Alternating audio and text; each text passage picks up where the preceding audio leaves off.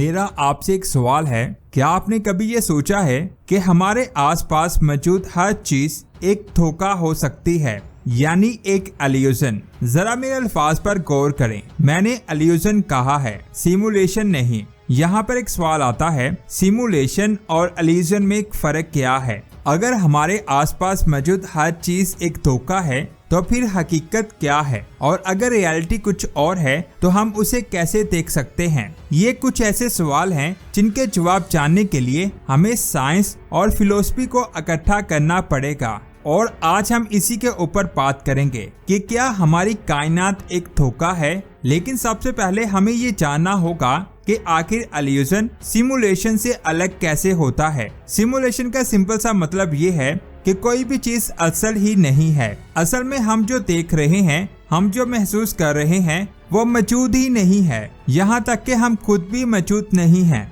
लेकिन अल्लाह ने हमें कुछ इस तरह से बनाया है कि हम इन चीजों को फैब्रिकेट करते हैं। अगर आसान अल्फाज में कहा जाए तो सिमुलेशन रियलिटी नहीं है, बल्कि नथिंग्स को रियलिटी प्रूव करने का एक आइडिया है। लेकिन अगर हम बात करें इल्यूजन की, जिनकी मौजूदगी साबित हो चुकी है और वो इस दुनिया में मौजूद भी हैं, लेकिन हमारी सोच इन चीजों की असलियत को देखने से हमें रोकती है। अब यहाँ सिमुलेशन एक थ्योरेटिकल आइडिया है, वही इल्यूजन एक न्यूरोलॉजिकल फिलॉसफी है जो हमारे नजरियात को एक्सप्लेन करने की कोशिश करती है। लेकिन अगर एक लाइन में इस फर्क को एक्सप्लेन करना हो तो सबसे बेहतरीन तरीका ये होगा कि सिमुलेशन में कुछ भी असल नहीं होता और इल्यूजन में सब कुछ असल होता है। सिर्फ डिपेंड इस बात पर करता है कि हम उस चीज को देख कैसे रहे हैं और हमारी सोच क्या है। सिंपल अल्फाज में ये कायनात और पूरी दुनिया इंफॉर्मेशन से बनी हुई है, चाहे फिर बात छोटे से छोटे एटम की हो या फिर सबसे बड़े स्ट्रक्चर की, सब कुछ इंफॉर्मेशन से मिलकर बना हुआ है। मिसाल के तौर पर अगर हम एक एटम को स्पेसिमेन के तौर पर ऑब्जर्व करें तो उस एटम का चार्ज और उसकी एंट्रोपी सब कुछ उस एटम में इंफॉर्मेशन की तरह ही एम्बेडेड होगा। हालांकि इंफॉर्मेशन को ना तो क्रिएट किया जा सकता है और ना ही तबाह किया जा सकता है, लेकिन जब बात उस पॉइंट पर आती है जिसकी हम बात कर रहे होते हैं तो उस इंफॉर्मेशन को आप अलग अलग तरीकों से जरूर देख सकते हैं। मिसाल के तौर पर इंटरप्रेट करने के लिए इलेक्ट्रोमैग्नेटिक स्पेक्ट्रम को ही ले ले। इसके मुख्तलिफ वेवलेंथ की वजह से हम चीजों को ऑब्जर्व कर पाते हैं। लेकिन यहाँ पर भी पॉइंट ये है कि यहाँ ये इलेक्ट्रोमैग्नेटिक स्पेक्ट्रम हमारे लिए चीजों को क्लियर करते हैं। वही ये इलेक्ट्रोमैग्नेटिक स्पेक्ट्रम ही वो वजह है जिसकी वजह से हम इस दुनिया की असल तस्वीर नहीं देख पाते। एक साइंसदान निकोलस ने इल्यूजन को सपोर्ट करने के लिए इस कंसेप्ट को दिया कि इस दुनिया में बहुत से इलेक्ट्रोमैग्नेटिक स्पेक्ट्रम ऐसे हैं जो हमारी नजरों के सामने मौजूद होते हैं, लेकिन फिर भी हम उन्हें देख नहीं पाते। उनका ये भी कहना था कि अगर हमें हमारी नजरों के सामने कोई भी चीज किसी कलर में दिखाई दे रही है तो ऐसा जरूरी नहीं है कि असल में वो चीज उसी कलर की हो। हमारा दिमाग इतना महदूद है कि वो सिर्फ कुछ ही कलर्स को स्टडी कर सकता है, इसलिए जिन कलर्स को हमारा दिमाग नहीं समझ पाता वो उन्हें अपने हिसाब से एडजस्ट करके हमें डिफरेंट तरह की चीजें दिखाने लगता है। ऐसा इसे एक मिसाल से समझते हैं। इस तस्वीर में जो बॉल हमें रेड कलर में दिखाई दे रही है और फ्लावर ब्राइट दिखाई दे रहे हैं, लेकिन कुत्तों को ये व्यू कुछ इस तरह दिखाई देगा। अब यहाँ पर बात क्लियर है कि विजुअल डिफरेंस की वजह से डॉग्स को रेड कलर दिखाई ही नहीं देगा। अगर आप किसी कुत्ते की नजर से देखेंगे तो उसके लिए ये बॉल ग्रे कलर की होगी और इसके हिसाब से यही रियलिटी है। लेकिन अगर आप इंसानों के नजरिए से देखोगे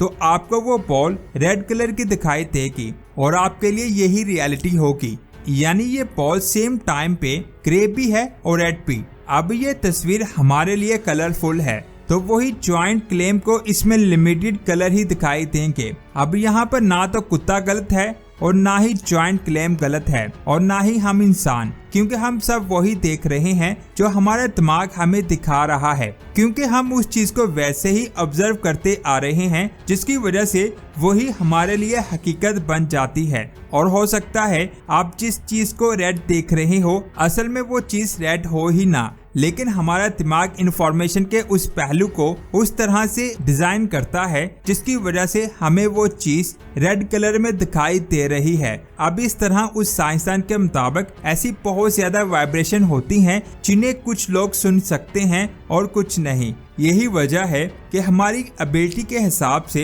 यहाँ कुछ लोगों के लिए वो वाइब्रेशंस एक आवाज बन जाती है तो कुछ लोगों के लिए वो मौजूद ही नहीं करती। इसलिए हम इस दुनिया को उस तरह से देखते हैं जैसे हम इसे देखना चाहते हैं, ना कि उस तरह से जैसे ये असल में मौजूद हैं। इंग्लैंड के एक मशहूर साइंसदान ने अपने थीसिस में इस पॉइंट को और भी ज्यादा क्लियर किया है। Impression of something.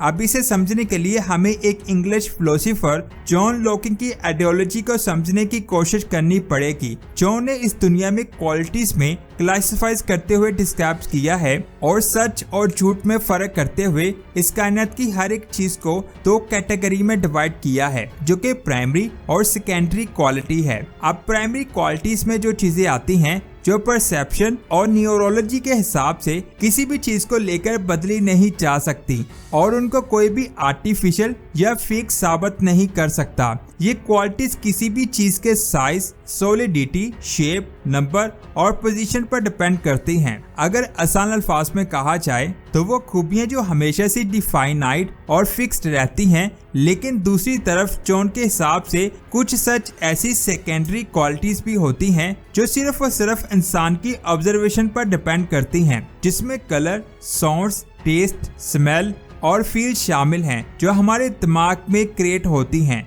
और फिर हमें मुख्तलिफ सेंसरी ऑर्गन से समझ आती है। आज हम अपनी आंखों को कंप्लीट स्ट्रक्चर मानते हैं जो हर कलर को देख सकती है, जिसकी वजह से हमें ऐसा लगता है कि हम इस दुनिया को सबसे क्लियर देख सकते हैं। लेकिन क्या हो अगर हमारी इलेक्ट्रोमैग्नेटिक स्पेक्ट्रम ही इनकम्प्लीट हो? क्या हो अगर वही कलर इनकम्प्लीट हो जो हम देख रहे हो? जिस तरह कुत्ते को रेड कलर दिखाई नहीं देता, सेम उसी तरह हम भी इस इलेक्ट्रोमैग्नेटिक स्पेक्ट्रम के बाहर हों, इसीलिए इमेजिन नहीं कर पाते क्योंकि वो हमें दिखाई नहीं देती। टेक्निकली अगर ये बात सच भी है तो इसमें हैरान होने वाली बात नहीं है, क्योंकि हम लोग एवोल्यूशन के स्केल पर अभी बहुत पीछे हैं। लेकिन अगर हम ये अज्यूम भी करें कि हमारे दिमाग की लिमिटेशन की वजह से विजिबल होने के बावजूद हम कायनात को एक्सप्लोर नहीं कर पा रहे, तो फिर पूरी की पूरी फिजिक्स बहुत ज्यादा ड्रोनी बन जाती है। मिसाल के तौर पर कायनात में हम जिस चीज को डार्क एनर्जी मान रहे हैं, हो सकता है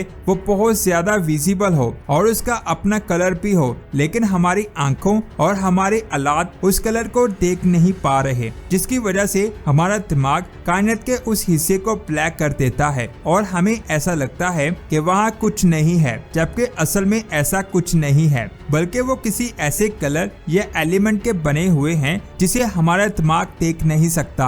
बस यही वजह है कि हमारी कायनात हमारे लिए इतनी ज्यादा ब्लैक है। अगर सच में हमारी कायनात को ना देख पाना एक न्यूरोलॉजिकल लिमिटेशन है, तो हमें इस बात को एक्सेप्ट करना पड़ेगा कि हमारी कायनात का बहुत बड़ा हिस्सा हमारी आंखों से ओझल रहेगा, जिसे हम कभी भी नहीं देख सकेंगे।